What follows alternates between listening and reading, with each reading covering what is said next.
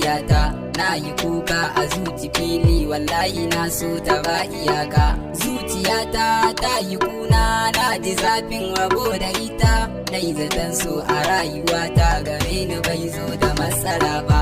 Nai zaton so farin ciki ne cikin shi kullum ba wai rashi ba. Na ji daɗi marar misali a farkon shigar saraina, ya shigar lokacin da ban sanya rayuwa ta bani da ita.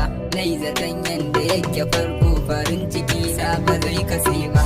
Nai zaton yanda muka taso a tara ƙarshe ba marabe ba. Ashe akwai ran da za ta zo zuciya ta na san ta za ta barta.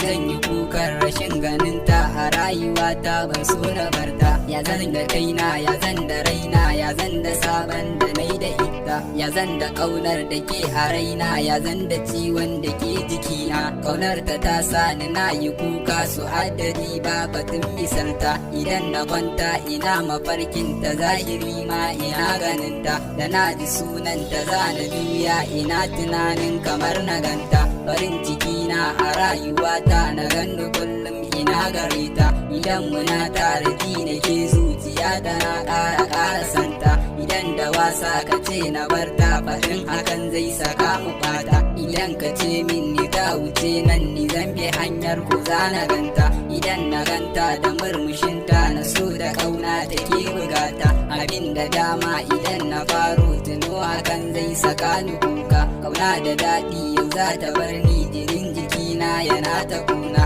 Yau na ji daɗin da ke cikin so, na gane sabo yana iyaka. Yau za ya auren ta za ta bar ni, kamar hakan ba a zahiri ba.